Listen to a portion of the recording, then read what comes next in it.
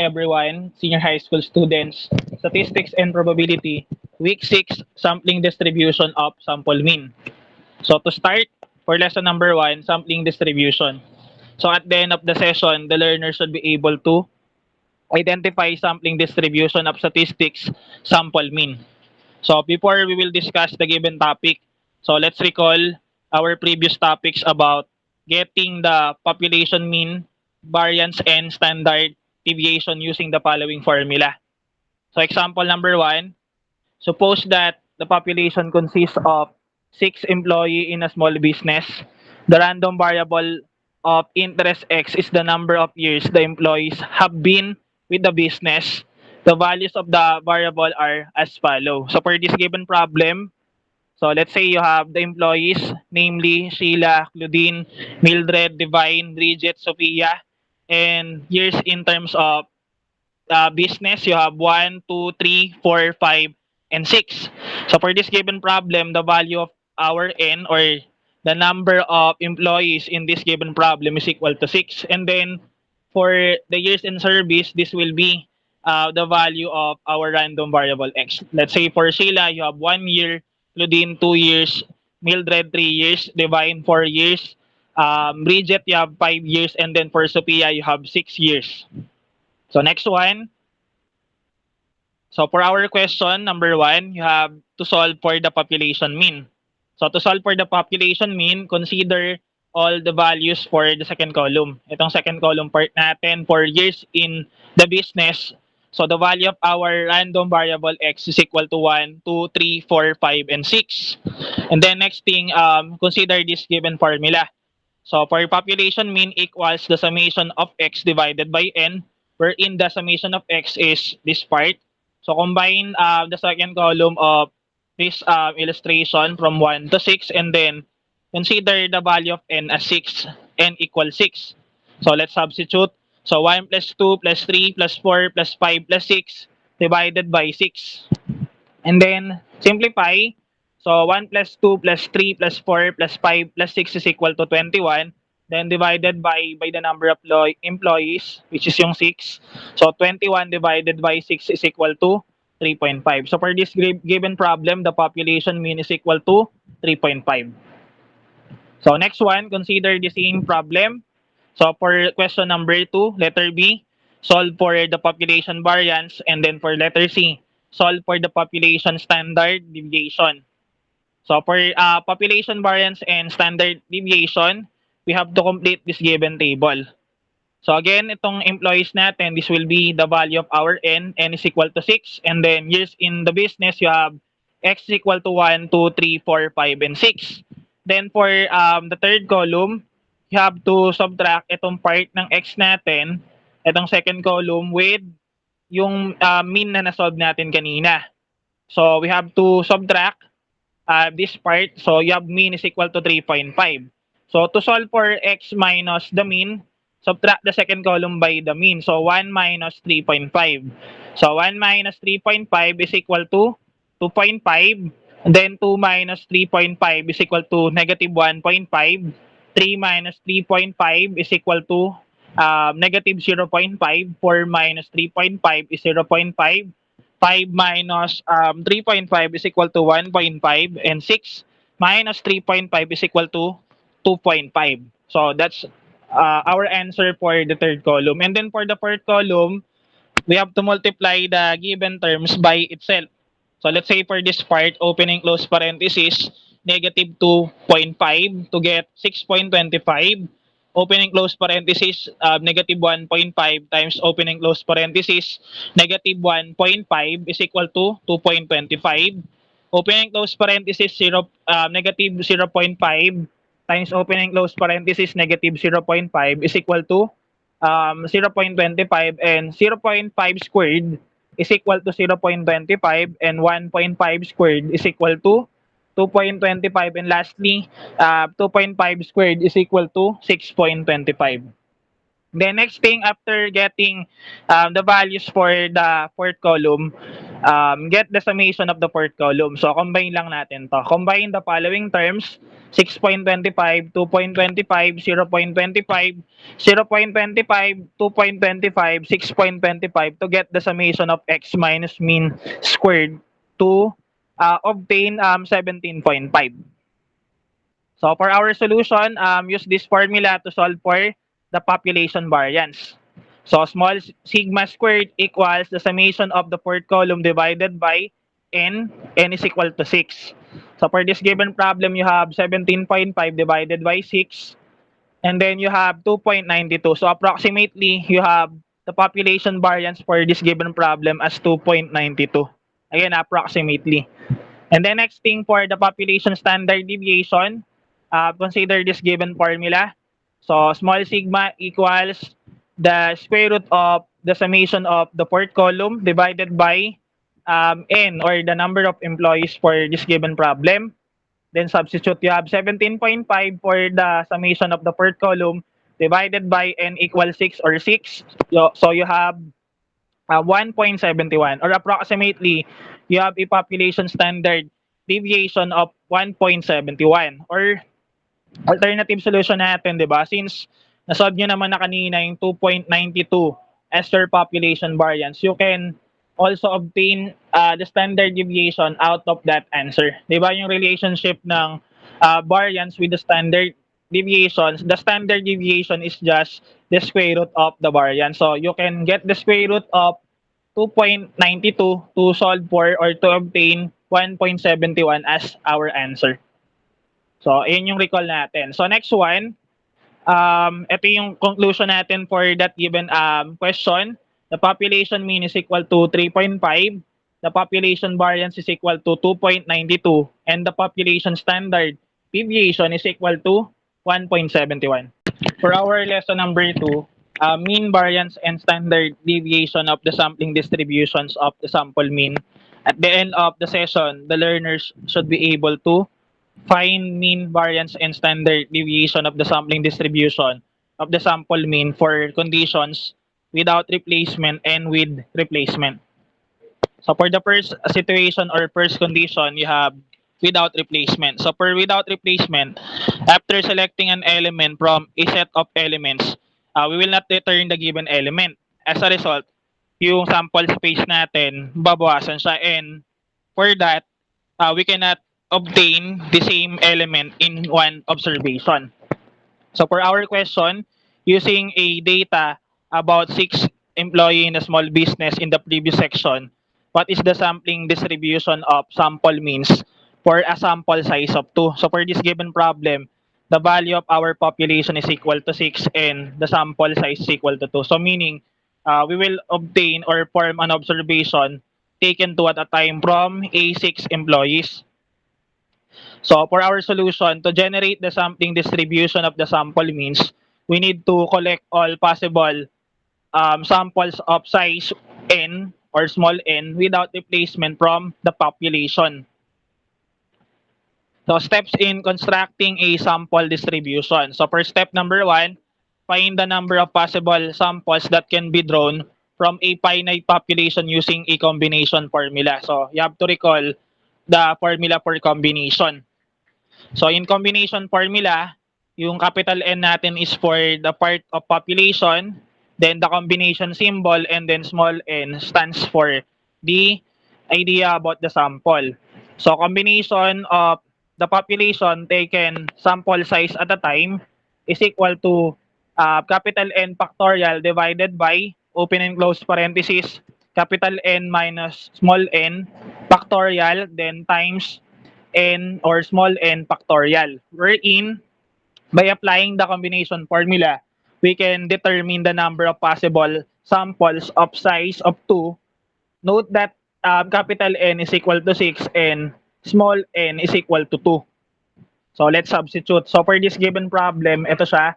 You have 6 combination of 2 or combination of 6 taken 2.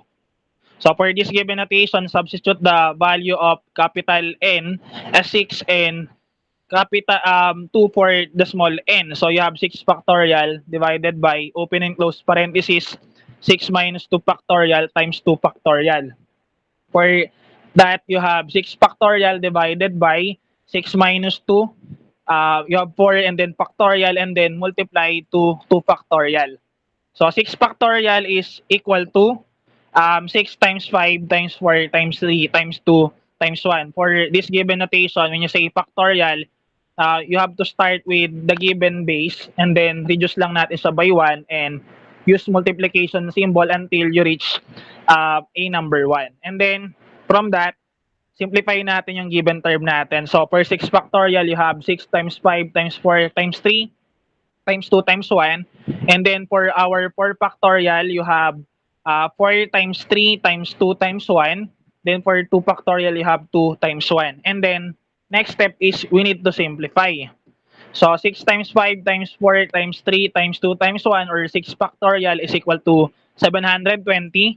4 factorial is equal to 4 times 3 times 2 times 1 or simply 24. And then 2 times 1, you have 2. So 24 times 2 is equal to 48. So 720 divided by 48 is equal to 15. So for this given solution, therefore, there are 15 possible sample of size of 2.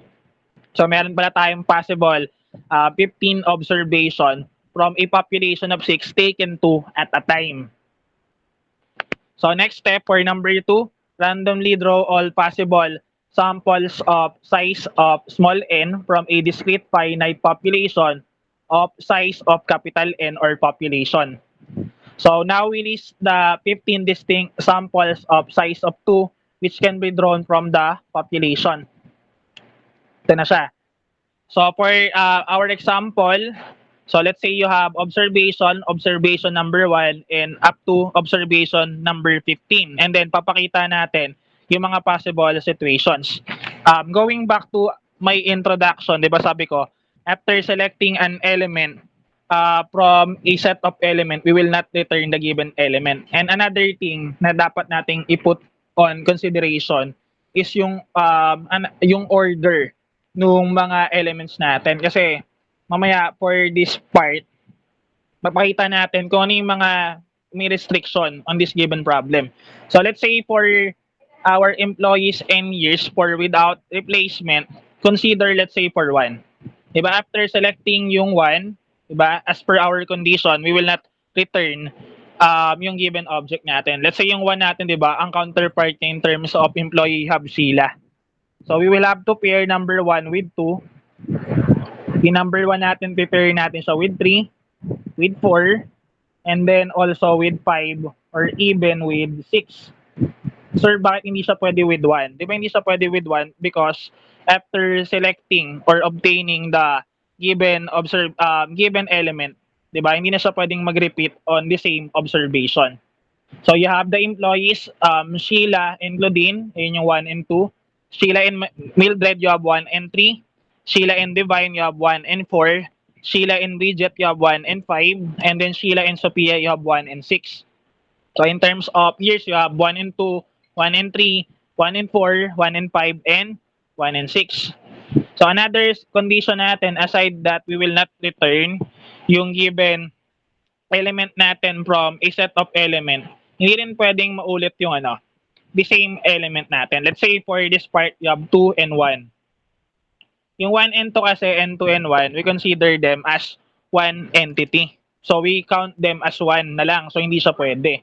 So instead of i-partner siya with 1, hindi siya pwede. Another thing with 2, hindi rin siya pwede kasi 'di ba? After selecting 2, we cannot obtain the same 2 on the same observation. So hindi tayo mag-start even with 2. So we will relate yung 2 natin with 3, with 4, and then with 5, and then lastly with 6.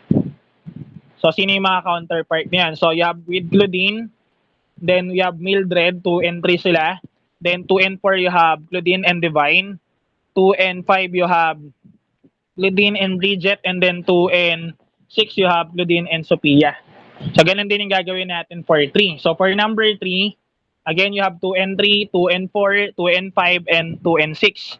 For number 3, diba ganun din, hindi rin pwede yung 3 and 1 since the same na siya with 1 and 3. 3 and 2 hindi na rin pwede kasi same na siya with 2 and 3. 3 and 3 hindi pwedeng mag-repeat yung given element on the same observation. So we will start with 4, then 5, and then last part natin is 6. So ito yung mga partner natin. So we will have Mildred and Divine, Mildred and Bridget, Mildred and Sophia. Then in terms of number, you have 3, and then comma 4, 3, comma 5, and then 3, comma 6. Ganun din for number 4. For number 4, pair natin siya with 5, and then with 6. Sino yung number 4 natin? You have Divine and Bridget, Divine and Sophia.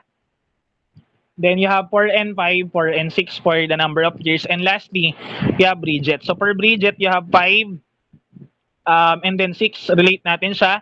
So you have Bridget and Sophia, or 5 and 6. So this will be our observation for this given set of problem. Yan to yung magiging representation for a situation without replacement. So therefore, the table shows that the sampling distribution of the population consisting of 6 employees in a small business of a sample means of the sample size of 2. So meron tayong 15 possible observations. For our next example, consider the population consisting values 2, 4, and 6. So for this given problem, the value of our population, capital N is equal to 3 since you have 1, 2, and 3 element for this given problem. Then for our first question, list all the possible samples of size of 2 that can be drawn from the population without replacement. So the same condition lang siya. So n or small n is equal to 2 because of the statement sample of size of 2. So next natin for our solution, use the combination notation. So capital N equals 3, small n is equal to 2. So you have 3 combination of 2 or combination of 3 taken 2 equals 3 factorial over opening close parenthesis 3 minus 2 factorial, 2 factorial. So simplify, you have 3 factorial over 3 minus 2, you have 1. So you have 1 factorial times 2 factorial. Then substitute, you have 3 times 2 times 1 for 3 factorial. 1 factorial is equal to 1. 2 factorial is equal to 2 times 1. So you will have 6 for the numerator. For the 3 factorial is equal to 6. 1 times 2 times 1 is equal to 2. And then 6 divided by 2 is equal to 3. So meaning, there are 3 possible samples of size of 2. So next one, using this given table, we have to illustrate the given sample. All in all, dapat meron lang tayong 3 observations. So for this given problem, yun 2, we cannot relate 2 with 2 since magkakaroon tayo ng repetition of element on the same observation. So 2 and 4 lang, then 2 and 6. So we have first 2 observations. Next natin, we cannot pair 4 with 2 since ang 4 and 2, A na rin yung 2 and 4. The same thing with 4 and 4, we cannot use this representation kasi nga, di ba, magkakaroon tayo ng repetition of element on the same observation. As a result, pwede na lang yung 4 and 6. So for our sample, you have 2 and 4, 2 and 6, and then 4 and 6. So the means of the sample is drawn without replacement from the population.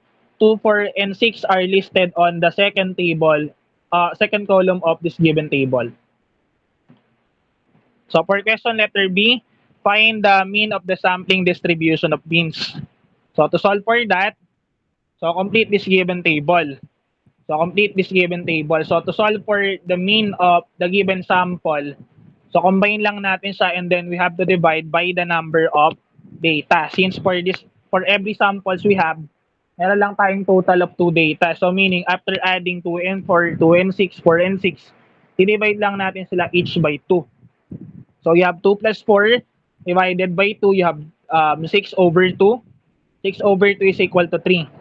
Then for the second observation, 2 and 6, you have 2 plus 6 divided by 2, or you have 8 over 2. Simplify this, you have 4. Then for the last observation, you have 4 and 6, so meron tayong 4 plus 6 divided by 2. So you will have 10 over 2. So 10 divided by 2 is equal to 5. So for this given part, third column natin, these are the means of the given sample. You have 3, 4, and then 5. So use this given formula to solve for the mean of the sampling distribution of means. Wherein n is equal to the number of observations. So in this problem, ang value ng n natin instead of 2, 'Di ba? Ang 2 kasi is for the sample size, but in terms of our legend in this given problem, nakalagay dyan, small n stands for the total number of observation, x stands for the sample mean, ito siya, itong x natin na to, itong part na to, and then mu subscript of x is the mean of the sampling distribution of the means. So we will use this given formula. So for the summation of x, combine lang natin tong values ng x such as 3, 4, and 5, then divided by the value of small n or the total number of observation of this given problem. So meron tayong 3. So 3, 4 plus 5, then you have to divide this by 3. So you will have 12 over 3. So 12 divided by 3 is equal to 4. So for this given item, the mean of the sampling distribution of means is equal to 4. So consider the same problem. For letter C, find the variance of the sampling distribution of means. Then as follow-up for letter D, find the standard deviation of the sampling distribution of means.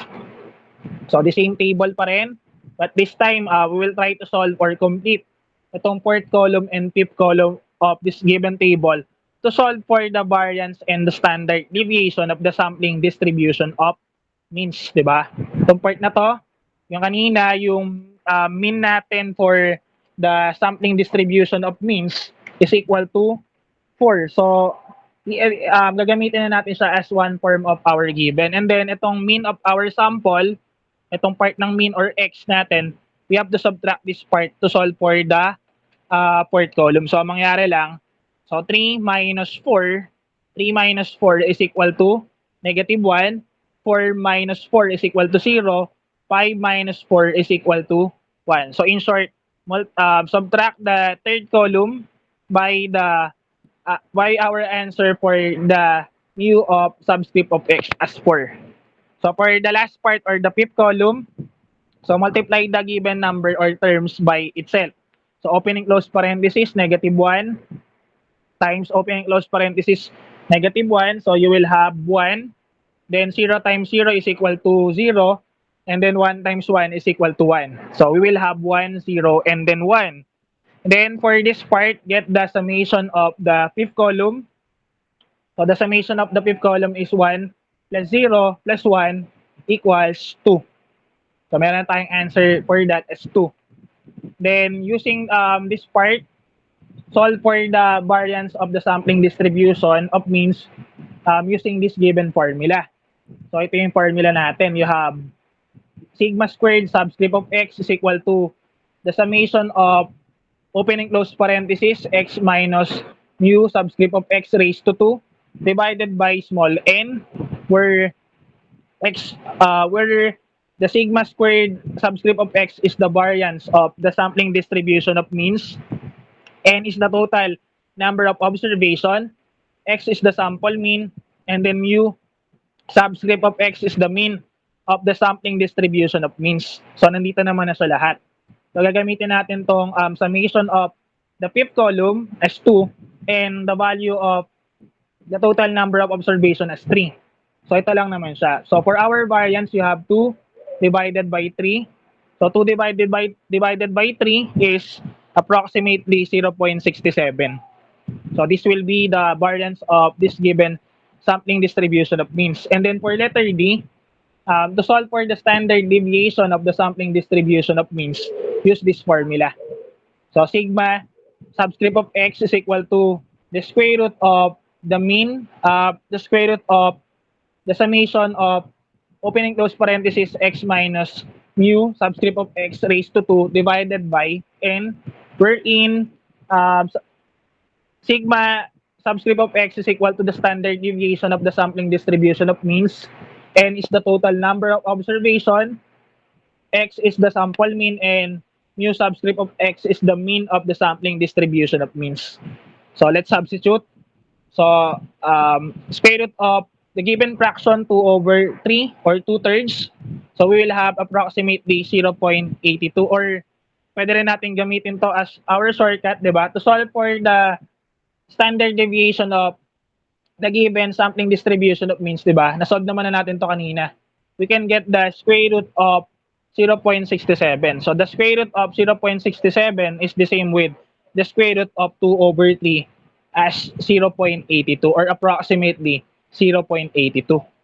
So for our answer, the variance of the sampling distribution of means is equal to 0.67, while the standard deviation of the sampling distribution of means is equal to approximately 0.82. So for our next condition, we have weight replacement. So for weight replacement naman, wala na tayong masyadong restriction. So after selecting an element from a set of element, we can return or we will return the given element from a set of element, and as a result, diba, we can select the given element on the same observation. And then another thing, yung situations natin kanina like yung 2 and 4, 4 and 2, di ba?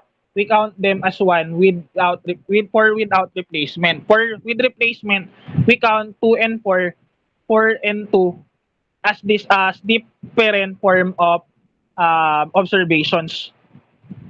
So for this given problem, consider the population consisting the values 2, 4, and 6. So the value of our n is equal to capital N is equal to 3. The same problem lang naman to. So for our first question, list all the possible samples of size of 2 that can be drawn from the population with replacement. So again, with replacement na siya. So small n is equal to 2 because of the statement, the sample of size of 2. So for our solution, means of the samples drawn with replacement from the population 2, 4, and 6 are listed on the second column of the given table. So for this part, we have to construct a table first. So ito yung table natin. Consider natin yung mga elements natin like 2, 4, and 6.